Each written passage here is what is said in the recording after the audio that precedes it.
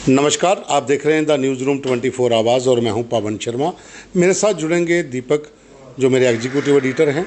एक दुखद समाचार है कि जम्मू कश्मीर की सियासत के कदावर नेता, जो सुरन कोट से 2 बार विधायक रहे, मंत्री भी रहे और अभी भारतीय जनता पार्टी में थे, भारतीय जनता पार्टी के उम्मीदवार थे, सैयद मुश्ताक बुखारी, उनका आज सुबह निधन हो गया है। न्यूज़ रूम 24 आवाज़ की पूरी टीम परिवार को सांत्वना देती है, उनको ये दुख सहने की हिम्मत दे और भगवान उनको अपने चरणों में रखे, उनकी आत्मा को शांति दे। बुखारी साहब एक कदावर नेता थे, नेशनल कॉन्फ्रेंस से जुड़े रहे, लेकिन पहाड़ी स्टेटस को लेकर डॉक्टर फारूक अब्दुल्ला के साथ मतभेद हुआ और उन्होंने वहाँ से रिज़ाइन कर दिया और भारतीय जनता पार्टी के एक विधायक के उम्मीदवार के तौर पर सोरन कोट से उन्होंने इस बार फॉर्म भरा और चुनाव भी हुए। लेकिन जिस दिन पोलिंग हुई उसी रात, देर रात, उनका निधन भी हो गया। मेरे साथ दीपक हैं, वो बताएंगे कि बुखारी साहब जो हैं वो क्या शख्सियत थी, क्या क्या उन्होंने काम किए हैं, किस तरह का उनका रसूख था, और उसके बाद हम ये भी बताएंगे कि अब सुरनकोट विधानसभा में आगे क्या होगा। तो दीपक, बुखारी साहब एक कदावर नेता थे, इसमें कोई शक नहीं। उनका निधन हुआ है, क्षति हुई है, क्या इस बारे में थोड़ी डिटेल डालिए कि बुखारी साहब कौन थे, उन्होंने क्या क्या उस इलाके में अपनी कम्युनिटी के लिए काम किए हैं। देखिए, 75 वर्ष उम्र थी बुखारी साहब की। आज सुबह 7 बजे उनका निधन हुआ घर पे ही, और परिवार का कहना है कि हार्ट अटैक से उनकी मृत्यु हुई है। वो बरनोट इलाके में सुरंगकोट के रहते थे और वहीं पर उनका अपना घर था जहां उनकी मृत्यु हुई। बुखारी साहब के पीछे उनका एक बेटा, 2 बेटियां रह गई हैं, उनकी पत्नी है, धर्मपत्नी है। बुखारी साहब को शेड्यूल्ड ट्राइब पहाड़ी मुस्लिम नेता के नाम से जाना जाता था।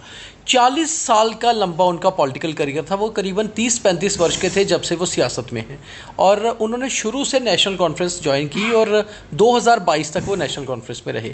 पहाड़ी स्टेटस देने की जब बात हो रही थी, एसटी स्टेटस पहाड़ियों को, तो फारूक अब्दुल्ला नेशनल कॉन्फ्रेंस उसके फेवर में नहीं थी, जिसको लेकर बुखारी साहब ने नेशनल कॉन्फ्रेंस छोड़ दी और 2022 में 2 साल पहले उन्होंने बीजेपी में कदम रखा, बीजेपी ज्वाइन की। बुखारी साहब की सबसे बड़ी बात यह थी उनकी शख्सियत की कि उनको एक पीर के नाम से भी उस इलाके में जाना जाता था, जैसे कि एक मतलब आप कह रहे हैं रिलीजियस एक शख्सियत भी, जैसे गुरु होते हैं, गुरु, हाँ, ऐसे एक पीर के नाम से भी उनको जाना जाता था। और 2 बार वो विधायक सुरंगकोट से जीते थे, 1 बार MOS के स्टेटस से मंत्री भी रहे थे। और सबसे उनकी बड़ी बात यह है कि नॉन कंट्रोवर्शियल नेता रहे। आज तक किसी कंट्रोवर्सी में कहीं उनका नाम नहीं आया, किसी ऑपोजिशन पॉलिटिकल पार्टी या पॉलिटिशियन के बारे में उन्होंने कभी कोई बिलो द बेल्ट बयान नहीं दिया। सबसे बड़ी बात यह है कि इस बार जो चुनाव वो लड़ रहे थे, 25 सितंबर को दूसरे चरण के चुनाव हुए और दूसरे चरण में ही वोटिंग हुई सुरंगकोट में। उनके जो 2 प्रतिद्वंदी थे, दोनों उम्र में उनसे बहुत छोटे थे, शाहनवाज चौधरी और अकरम, और दोनों उनके, समझ लीजिए, उनके बेटे की उम्र के थे, आधे उनकी उम्र से। मगर उन्होंने कैंपेन के दौरान कहीं भी उन पर कहीं कोई छीटाकशी, कोई गलत बयान नहीं दिया। बुखारी साहब के लिए कैंपेन करने खुद गृह मंत्री अमित शाह सुरंगकोट गए, सुरंगकोट में रैली की। रैली के दौरान वो स्टेज पर उनके साथ दिखे, हाथ खड़ा करके अमित शाह ने ये कहा कि जब पहाड़ी स्टेटस की बात आई तो मेरे पास 2 पहाड़ी नेता आए, एक मुर्तज़ा खान और एक मुश्ताक बुखारी, और दोनों से मैंने एक ही बात कही कि आप पहाड़ियों को स्टेटस देने की बात कर रहे हैं, क्या चुनाव लड़ेंगे? तो दोनों ने ही कहा बिल्कुल लड़ेंगे, क्योंकि हम अपनी कम्युनिटी को रिप्रेजेंट करना चाहते हैं। और दोनों बीजेपी की टिकट पे चुनाव लड़े भी, हालांकि दोनों बाहरी थे, कांग्रेस से आए थे, एक NC से आए थे। बड़ी बात अब यह है कि पवन जी, अब आगे क्या, क्योंकि चुनाव हो चुके हैं।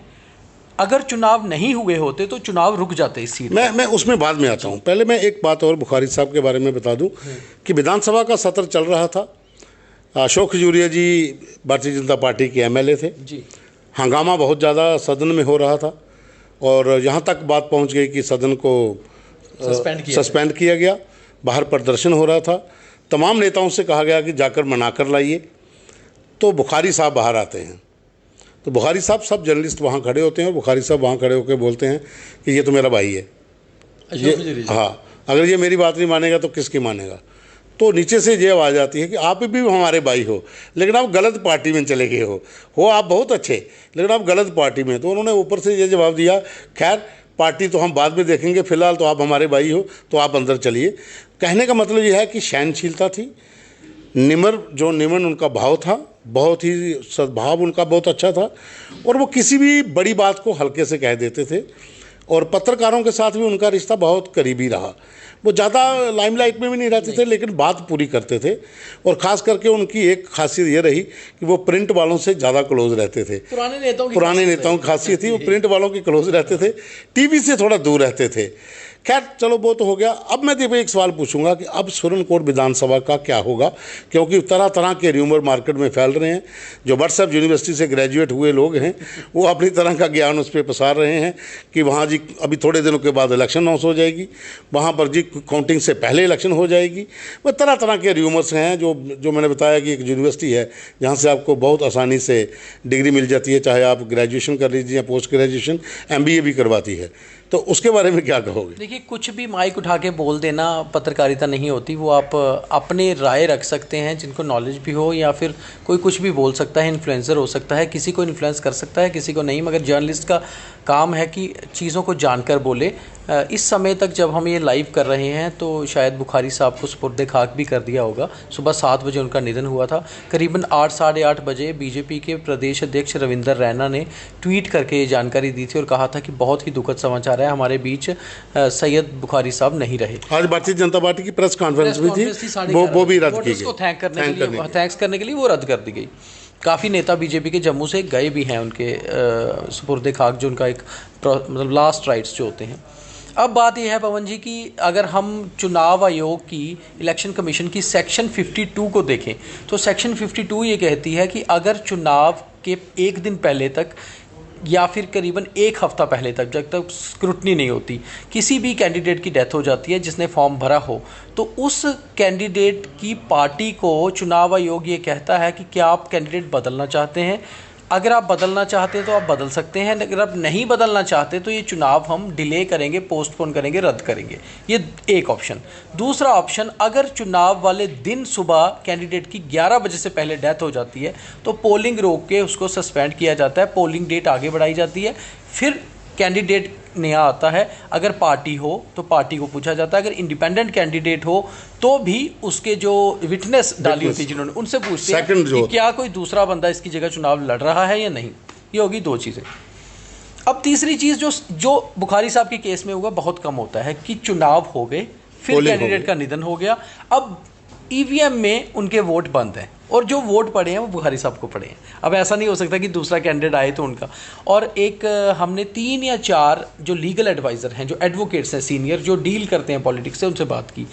उनमें से 2 ने बहुत सही बात बोली कि ये कोई वोट्स कोई प्रॉपर्टी नहीं होते कि बेटे को दे दिए जाएँ, कि आपका बेटा कल को नॉमिनेट, बिल्कुल, या आपके परिवार का सदस्य आ जाए या आपकी पार्टी का दूसरा आ जाए। ये प्रॉपर्टी नहीं है, ये आपके पर्सनल है। ये वोट उसी के हैं जिसने वो इलेक्शन लड़ी है। अब वो नहीं रहे तो अब क्या होगा कि वो वोटिंग की counting as it is same day होगी 8 अक्टूबर को। वोटिंग के बाद ये देखना होगा कि जो त्रिकोणीय मुकाबला वहाँ पर भी है जो अभी तक सामने आ रहा है। बुखारी साहब भी अच्छी रेस में थे, कांग्रेस के कैंडिडेट शाहनवाज चौधरी भी थे और अकरम थे जो NC के रेबल थे। अब इन तीनों में से मतलब या कोई और भी हो सकता है। जो भी पहली बात है कि काउंटिंग होगी, काउंटिंग में अगर जिस कैंडिडेट की डेथ हो गई है वो जीत जाते हैं तो पोलिंग दोबारा होगी। उसका कारण इसलिए, उसके रीज़न भी मैंने पूछे, लीगल एडवाइज़र्स ने ये बताए कि अगर हम उसमें दूसरा कैंडिडेट दे देते हैं तो लोगों का कहना होता है कि जिसको हमने वोट दिया है, हमने तो वोट उनके नाम पर दिया, उनके चेहरे पे दिया, चाहे वो पार्टी का दूसरा है, तो हमें एक्सेप्टेबल नहीं है, तो वो जनता एक्सेप्ट नहीं कर सकती। इसलिए कॉन्स्टिट्यूशन ये कहता है कि वहाँ पर अगर वो कैंडिडेट जीतता है जिनकी डेथ हुई है, तो जीते हुए कैंडिडेट फिर एक रीपोल होगा, उस पोस्ट पे वापस एक डेट निकाली जाएगी। इन केस वो हार जाते हैं, दूसरा कोई जीत जाता है, तो जनता ने जिसको जिताया है वो तो कैंडिडेट जिंदा है, अलाइव है, तो वो फिर एज ए MLA कंटिन्यू करेगा। तो अब ये ऑप्शन है कि बुखारी साहब की सुरनकोट सीट पर चुनाव की काउंटिंग होगी। मगर इसमें बड़ी चीज़ ये है कि वो पार्टी जिससे वो जुड़े हुए थे, यानी कि वो बीजेपी से थे, तो बीजेपी कहीं ना कहीं सेकंड ऑप्शन जो है वो ढूंढना शुरू कर देगी। कारण ये है कि इन केस 8 को बुखारी साहब जीत जाते हैं और बुखारी साहब तो अब मतलब मरहूम बुखारी साहब हो चुके हैं, तो उस सीट पे रीपोल होगा। तो रीपोल के लिए बाकी कैंडिडेट तो सेम लड़ लेंगे क्योंकि वो पहले भी लड़े हैं, और बुखारी साहब की जगह बीजेपी को दूसरा कैंडिडेट देना होगा। इसलिए अब पार्टी अपनी तरफ से वो सारा काम शुरू कर देगी। और फिलहाल इलेक्शन कमीशन का काम कुछ नहीं है, वो 8 तक इंतजार करेंगे। बिल्कुल, जैसा कि दीपक बता रहे हैं, हमने भी जो लीगल जो लोग हैं, जो कानूनी तौर पर जो कई कैंडिडेट्स के फॉर्म जिन्होंने भरे हैं, एडवोकेट शेख शकील हैं, एडवोकेट अभिनव शर्मा हैं, जहाँ फिर वरिष्ठ पत्रकार हरवंश नगोके हैं, मनु श्रीवत्स हैं, हमने हर व्यक्ति से बात की सुबह। हमने ये जाना कि आखिर क्या वजह है, क्या होगा, क्योंकि जहाँ पर जो र्यूमर्स जो व्हाट्सएप यूनिवर्सिटी पे घूम रहे हैं उसमें तरह तरह के हैं, उसमें आप मत आइए, क्योंकि जो इलेक्शन कमीशन की गाइडलाइंस हैं, जैसे दीपक ने आपको ब्रीफ में बताया कि ये जो गाइडलाइंस हैं इसके तहत ही होगा। और जो सीनियर जर्नलिस्ट जम्मू कश्मीर के हैं, जहाँ एडवोकेट्स हैं, उन्होंने भी सेम यही कहा कि अगर बुखारी साहब जीत जाते हैं, जो काउंटिंग होगी तो रीपोल होगा, अगर वो हार जाते हैं तो जो भी कैंडिडेट जीता है वो सीट उसी के हिस्से में जाएगी। अभी के लिए बस इतना ही, धन्यवाद।